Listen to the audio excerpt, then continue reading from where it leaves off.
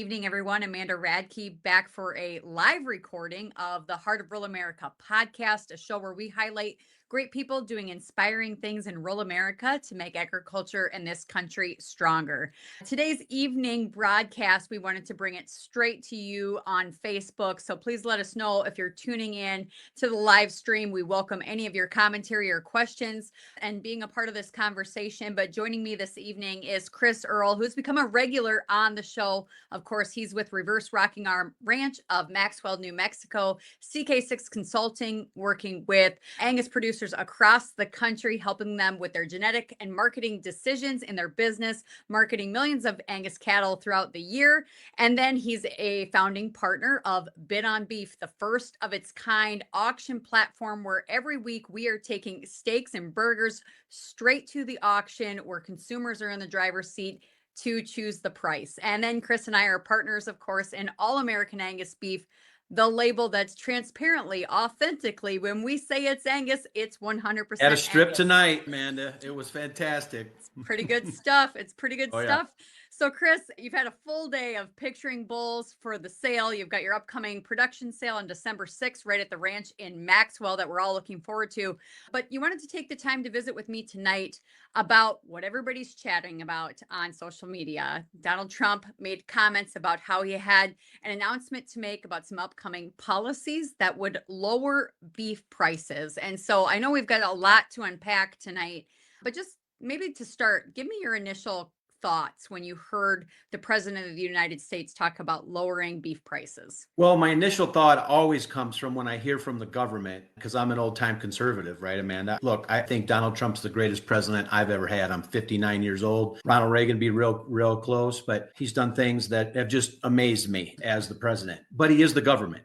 And I am an old-time conservative. I have a natural inclination to not trust government. And so I'm a constitutionalist. I believe the government's role as it relates to where the country is, if I believe in the single person or not. And anytime I hear, government getting involved in pricing, getting involved in anything other than the protection of commerce, the protection of the free market, I get ears up. Look, just like most people, I didn't like the comment, but it's sad, frankly. Because we've really, as ranchers, what is there, 600,000 of us, I think, left. Really, we're relegated to people don't even really know our way of life. They don't even really care, to actively tell people that do this way of life as I travel across the country, that work hard, have the financial risk, have been through, the toil over the last 10 years and survived it, to be talked to like you're going to get paid less, but you need to keep working. He wouldn't like that. Donald Trump wouldn't like that. If I said, Donald Trump, hotels are too expensive, That's government's right. going to come in, I don't think he'd like it. So frankly, I just don't think he knows. And that's the sad part of way of our life, because our advocates, our so-called advocates, have not communicated the daily effort that we go through in order to bring the greatest protein in the world to the market. And so I think these comments, which it hurt a lot of people on Friday, I'm sure, I think the fundamentals are still very much on our side. I expect a full rally, maybe even more, maybe even people in his ear that I hope they do and say our ranching way of life is teetering. We need these people. We need them to utilize the grass to protein.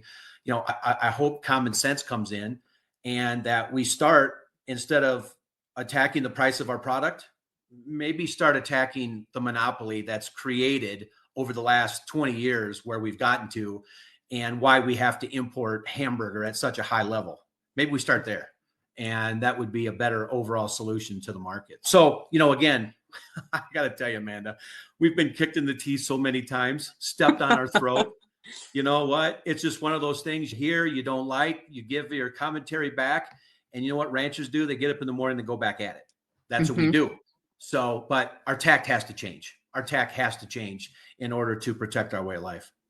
Well, and like Ronald Reagan said, I'm from the government and I'm here to help. That's what it's reminding me of. And yet, as I look at just the fundamentals, and I have contacts at the USDA with Secretary Rollins, and I was texting them here the last, 24 hours. And I said, non-starter, beef is not too high. Everything is high right now. I mean, the dollar just isn't stretching as far. Overall, groceries are up 3%. But the reality is that we have the lowest beef herd since 1941, which many times you say, and I agree, it's for all the wrong reasons. The egg Yeah. policy over our lifetimes have driven producers out of this industry at a rapid rate to the tune that we're losing about 60 family farms and ranches every day in this country. And so if you're a survivor in this cattle business, here you are in this perfect supply and demand situation. And at the same time, per capita beef consumption is up to 58.5 pounds. That's at a 40-year high. And so if the Correct. consumer was really balking at the price of beef, wouldn't they go to chicken or pork? And then I pulled up more numbers, which said the chicken to pork to beef ratios have stayed pretty much level. And so if people were truly just price shopping of their protein based on the lowest price option, we would see people trending further and closer to pork and The chicken all the boogeyman's time. not there, Amanda. The He's not boogeyman isn't there. there. He's not there. How many times have our advocates associations tried to shop to us little old producers? The boogeyman's coming, right? Hmm. That's It's right. always the boogeyman's coming, and they play on fear. And the Hmm. people that usually get what they think are the people with the financial risk and the ones that are doing the work. Those are the people they lean on. And I think those days have to end. We have to Hmm. start standing up for ourselves. We have to get more vocal. We have to use social media. We have to get in people's ear. And, maybe eventually we might have to deny the market, which is exactly what's happened here. What's happened here has nothing to do except to the fact that globalization has driven producers out of this market because the margins have been so thin. The top down has been monopolized. Hmm. Therefore, the little can't compete in that, can't create the margin that's needed. Then you have the number one problem we have, Amanda, and that is labor. Nobody wants the physical application of life. They don't. They don't want ranching, which the people that do, they should be paid very well for it because the application, the financial risk, and the number one protein in the world, to me, that addition ends up to a great price. And if the Hmm. Packers don't like the fact that they've monopolized this thing down, that they now got to buy American, too freaking bad. Too freaking bad. You Hmm. created this. And these ones that have shown grit and survived to this point, pay us. Pay us. If you don't That's pay right. us, you don't get it. That's where I'm at with it. And I'm not going Hmm. to apologize for it. I'm just No, not. we can't apologize for what it is. A ribeye is significantly different than any other protein you're going to find on the shelf. It takes 2 years to get that fat animal to the plate. And how many Yep. steaks do you get out of that animal? And I often tell people, I really truly believe the people that are complaining about beef prices probably aren't our customers in the first place, because the reality is we're not talking about the price. America's cattle producers can compete with anybody in the world. If the Japanese or, wherever you're at in the world, if they hear American grain fed beef, that's the best. And so, really, it's like this is not a cheap commodity. This is rare. This is valued by the consumers, and there's nothing like it. Beef is king for a reason, and the consumer is proving that they want more of it. They are showing through their consumption levels. And more than that, and Chris, I want you to speak to this because this is your area of expertise. You've spent 35 years in the Angus business, focusing on genetics to perfect a steak on the plate. I truly believe that we have held our ground as a beef industry because of taste and quality and consistency and flavor and building consumer trust. It's something that people enjoy. So, can you speak to just that genetic piece, Chris, and how you see it kind of verified from the ranch in New Mexico and all the clients you serve all the way to the plate on the All American Angus platform and the Bit on Beef platform? That genetic advancement is brutal. Mhm. It takes a long time, Amanda. It takes Mhm. a application of resources, time, physical effort that the people that have gotten this product to where it is today, the American cattlemen, they deserve everything. They Mhm. deserve everything they're getting paid now and more because that's how much that product is desired. I believe that's how rare it is in the marketplace. And if you look in any other business, When you put these many years, this selection pressure, these resources to that, those products become ultimately very valuable. And that's where we're at. And the only thing, just think about it, in the last year, the only thing that is taken away from our value is from the words from the President of the United States. Think Mhm. about that. The long arm of the government is the only thing that has diminished our price. The free market was loving it, Mhm. needed it, wanted it, knew that possibly in the future they might not be able to get it. The good producers that are here today that showed the grit that got here did their job. They Mhm. survived and they brought a great product to town. Mhm. Now it's time to get paid. And this is why conservatism is such an important part and it's not populism. It's not about Donald Trump. It's not Mhm. about that. It's about what is the role of the private sector and what is the role of government. And let the private sector win. Let the private sector do what it does. Let the prices be discovered, and this thing will be great. This thing will be great for whoever wants to partake in this way of life. The only thing that should bring this thing down, are fundamentals of more competition, of more product, of more effort. That's the only thing that should bring it down. And every rancher I know is prepared to be in that competitive market. Every one of them. Well, and I'm hopeful, although we're seeing, we saw the market respond yesterday and took quite a dip. We saw a lot of chatter on social media, and everybody, rightfully so, is angry and upset. But there's much speculation. We don't actually know what the policy is. I do not. There's talk about Argentina, there's talk about opening the border. What is it going to look like? And one thing I am reassured by, I have great contacts at the USDA with Secretary Rollins' office, and I'm texting him right now, and I'm hopeful that we'll have an update soon because, like you said, fear makes people that makes the markets nervous. Fear makes people spiral down a path where they don't feel like they're in control or they can leverage. And yet, you and I are pretty optimistic people. We're entrepreneurs, we're America first capitalists, we like the free market. And I do think Donald Trump and Secretary Rollins will listen. But the caveat is we are such a small population, we have to get loud and we have to advocate for ourselves. And I tell people in my speeches across the country, there's no white knight that's going to come save you. You have to tell your story. You have to call your elected officials. You have to get your butt to Washington, D.C. I guarantee you, when a guy in a cowboy hat shows up and knocks on the USDA door or your congressman's door, they pay attention. Yes, And they do. the reality is I guess, Chris, that would be my next question. If we look at this beef industry and the hits that we've taken and the knocks in the teeth that we've taken over the years, and if you're still in it, man, you really love this cattle business and we're poised for good times. I still believe that. I still honestly believe that. But the elephant in the room, and you've mentioned it a few times, is four packers control 85% of our beef supply. Two of them are foreign owned. One of them is a criminal in their home country of Brazil. They served jail time, the Batista brothers with JBS, for bribing 1,500 politicians. They probably, very quite likely, own Washington, D.C. as well. And so I've heard you say it a million times, but what is the definition of a monopoly? What's the threshold of a monopoly?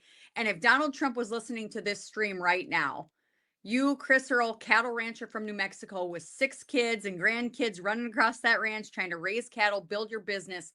What would help the American beef cattle producer today that this administration could do instead of whatever the speculation is that we don't think looks so good? Well, I mean, the number one thing is the funneling of the processed product to 4 companies. Because what happens in a monopoly is it's not just the 4 that own 85%. Then the transportation of it becomes monopolized. They Mm-hmm. don't deal with multiple deals. The people that transport it become big, right? So now you are monopolized in a lot of areas. So then the entanglement becomes so deep that it now threatens the delivery of product for the citizenry of the country. And that's Mm-hmm. where it's at. So there is no quick fix here because it is so entrenched. I think the only thing is a slow dissolvement and an open of ownership in those plants. And I think, we're in desperate need of localized processing facilities that are not huge, that Mhm. are 2 to 300. Even the grading is monopolized. When we have our meat company and when I had my meat company, I mean, trying to get graders on a regular process in order to fulfill and beat the competition that was out there, darn near impossible. There's a big difference between killing an animal and grading it at night and grading it the next morning, Amanda, in the Mhm. quality grades. So there's a lot of nuances when you get there that if you don't have access to those small parts of the process, you won't be able to compete. Mhm. But we have to find a way that local suppliers of a great product can access the restaurants that sell there, and that means you need a USD inspected and graded, and grading, and you need them at a small enough level, 200 head a day killers or 50 head a day killers, that see a profitability and a source. But this thing is deep, and I want to go back to a real point quick too on before you got off is, we a little snippet here that I see is this cow herd, even in this great market, it's still going down, Amanda. It's still going down. People are not expanding. Like I said, labor is keeping people from expanding. Bankers at 8% on a $4,500 bred heifer or a $4,500 cow or 55, they're not going to lend it to a newbie. They're not. Mhm. And you got people healing up from 10 years of being brutalized. Then you've Mhm. got 65-year-old ranchers that are saying, I'm done here. I'm going to take Mhm. the money. Right. Right. So this thing is, we are not fixing the problem with a subsidy with meat coming across the border. We're not fixing it. We have to make this business so attractive that people start weighing physical work, risk taking, and say, this is where I need to be, or this country is in a lot of trouble as it relates to a source. And bringing a foreign product with whatever diseases as we see now in other countries or whatever that don't have the protocol that we all have to jump through, it's just not a scenario for the American people that they're going to like. So, I think back to your original question is, we need localization of processing, accessibility to restaurants, accessibility to grocery stores. Frankly, it's a problem in every business, Amanda. Mhm. We have to get away from the big box store concept that's brutalizing this Mhm. country and Right. brutalizing small America. And, there's tax incentives, there's a lot of things that can be done. There's some organizations that are pushing a lot of these, but frankly, we just don't have right now. We just do not have the voting base that the government gives a hoot about. I mean, that's just where we're Mhm. at. I mean, so it could take something radical. It could take something radical to get change and to survive. People got to do what they got to do. Well, and to speak to that point, that's where we need the consumers' help too. Is if you really want to be an America first consumer and a family that you care Yeah. about this country, the reality is we're importing more food than ever before, just overall. We went from being like the leader in food production to having to be reliant on all these other countries. We need to start growing food here again. We need to start being connected to the land. And the only way to keep this nation free and fed is to make sure there are many hands involved, that it's diversified. My vision of what could be is that there would be a beef boutique on every corner where someone could go buy from a local rancher. But the reality is, everything from Green New Deal policies to red tape that's pushed out small and mid sized processors to the consolidation and corporatization of everything when you go to the grocery store, where it might look like you have a lot of choices, but they're all owned by just a few big corporations, to governments getting involved in public private partnerships where they're making sweetheart deals for these mega corporations while you and I pay the going rate, and we pay it coming and going and everywhere in between. Quit making these sweetheart deals. Quit picking winners and losers in agriculture. Keep the border closed to safeguard the beef cattle herd that we have now. It was just reported 3 weeks ago that screwworm was within 70 miles of the US Mexican border. We need to prioritize animal health first and our herd health here. We don't need egg prices, that scenario where it was the avian flu, that's what culminated in those rising prices. We don't need something like that. We need to keep America's cattle safe. And then ultimately at the end of the day, yeah, we need to address the monopoly, and I know it can't be done overnight, but ultimately I think if we keep those tariffs up, that border closed, and address that elephant in the room, Let the free market happen. Let America's cattle ranchers compete. We don't want a handout. We don't want a hand up. We just want to be able to do what we love to do, that we're great at doing. And you know what? The American consumer loves it too. So let good, honest sellers do business with good, honest buyers who demand the best. And the best is beef. Yeah, I think the American consumer really needs to know, beef is not like oil. It's not a natural resource, right? It's not all the same. I would ask as many questions as you can about your Mhm. product. I really would. And I think it's become that kind of nutritious factor. And then I think it's become that kind of product that if I start weighing my value of it, I'm going to ask questions. I'm going to Mhm. ask questions. And I think this is what's got us in trouble, Amanda, really on this is, even from the comments of the president, it's really equating us to oil. I mean, that's what it was. He kind of said, we're going to bring it down, just kind of like we're going to bring oil down. And that's the troubling part. That's the sad part of what's happened Mhm. to ranching is we've been allocated like everybody owns us, right? Like we're just out here pushing the cattle around so we can get you cheap beef, and that's really not what we're doing. I mean, what we're doing is scientific. What we're doing is data collection. What we're doing is at the highest end of any science.